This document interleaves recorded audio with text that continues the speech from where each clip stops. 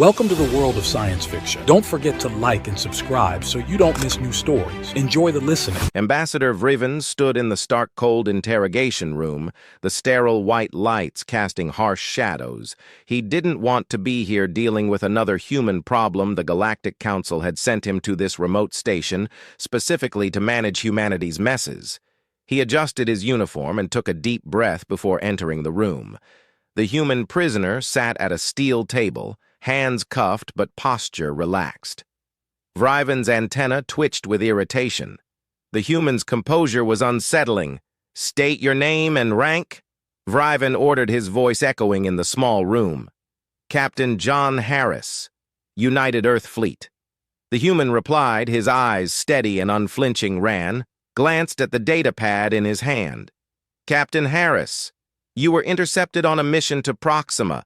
Explain the extent of your species' colonization efforts." Harris tilted his head slightly, a gesture Vriven recognized as a human's way of pondering. "We have outposts on our moon in Mars. There's a city and a canyon on Mars, scientific bases on Europa and Ganymede. We were just starting a mission to Proxima when your patrol caught us." Rand's face expression was furious. "Your kind never learns how many times must we confine you to your system. The Council has stripped your technology repeatedly, yet you persist." Harris shrugged. "We're a persistent bunch." "I suppose. Persistent? No more, like a plague," Wren retorted. "You spread, consume, destroy. We've had to deal with your species multiple times, always with the same outcome. Your history is one of relentless expansion and inevitable conflict." Harris leaned forward, a hint of curiosity in his eyes. "I've never heard of this Galactic Council before. We've never encountered anything like or any restrictions." Convenient ignorance, Rand snapped. "We've confined you to your home world, destroyed your colonies, and stripped you of technology, time and time again. Your memory is short, but our records are long." Harris frowned. "None of this is in our history books. We only recently cracked fusion power, and faster-than-light travel is still a theoretical concept for us. You say we've been a problem for a long time, but our advanced history goes back on only about 50,000 years. Rand's eyes narrowed. "Your kind has a selective memory. It seems every time you reach a certain level of advancement, we have to intervene. We knock you back to the Stone Age, and yet you always find a way to climb back up." Harris chuckled, a sound that grated on nerves. "Well, I guess history has a way of repeating itself, but we aren't aware of any of this interference from our perspective. We've been on our own, figuring things out, step by step." Rand paced the room, his frustration mounting. "You really have no idea. Your species has been an epidemic on this quadrant for millions of years." Harris raised an eyebrow. "Millions, that's quite a stretch. Our recorded history is nowhere near that long. Your records are incomplete. Captain, the first time your species developed faster than light travel, we welcomed you. But you turned to war. War using nuclear weapons to settle your disputes. Entire planets were eradicated. We had to step in, confine you to your home world, and strip away your technology." Harris listened, a mix of disbelief and intrigue on his face. "So you're saying we've done this before? Reach spacefaring capabilities only to be knocked back by you over and over, precisely. Every few 100,000 years you rediscover nuclear power, space travel, and inevitably war. You split into factions, fight among yourselves, and then you expand outwards, bringing your conflicts to the galaxy. We've had to destroy your colonies, wipe out your advancements, and force you back to square one. Repeatedly seems like you've had your hands full with us." Harris said, a hint of a smile playing on his lips. "It's not amusing, Captain. Each time we hope your species will learn, but each time you prove us wrong. Your resilience is both your greatest strength and your most dangerous trait. If only you could maintain peace. You might have been valuable allies, but instead you are a persistent threat." Harris leaned back, his expression thoughtful. "From our perspective, we're just trying to survive and thrive. We had no idea we were being watched, judged, and curtailed." Ryan stopped pacing and faced Harris directly. And that ignorance is part of the problem. You don't see the bigger picture. The council has tried to guide you, but your inherent aggression and short-sightedness always lead you astray. Maybe we just need better guidance, Harris suggested. Or maybe we're meant to find our own way no matter how messy it gets. Your kind is too unpredictable, too dangerous to be left unchecked. The council has debated eradication more than once, but each time we decide to give you another chance, perhaps. Foolishly, Harris met Vriven's gaze steadily.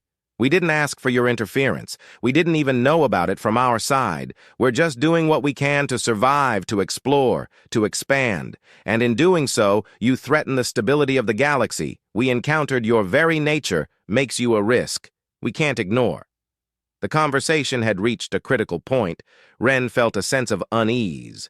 There was something different about this human. Something unsettling. Harris's calm demeanor, his questions, and his surprising laughter, none of it fit the usual pattern. Harris broke the silence. You know, Ambassador, my ship wasn't alone. We had a fleet. I was just the last to leave. That's why you found me. Rand's antenna twitched a fleet. What do you mean? Harris leaned forward, his eyes glinting with something that sent a chill down Vriven's spine. There are 3 dreadnoughts escorting my ship. They were cloaked. We've been developing new technologies, Ambassador.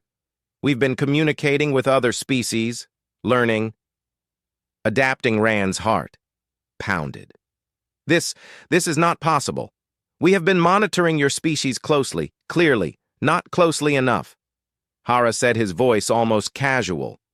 We've learned a lot since the last time he knocked us back.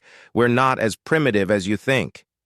At that moment, the lights flickered. Rand felt the station's power fluctuate. His communicator crackled with urgent messages, but he couldn't tear his eyes away from Harris. What have you done? Rand demanded. Harris smiled. It's not just me, Ambassador. Humanity is back, and we're not alone this time. We've learned from our past, from your actions, and we're ready.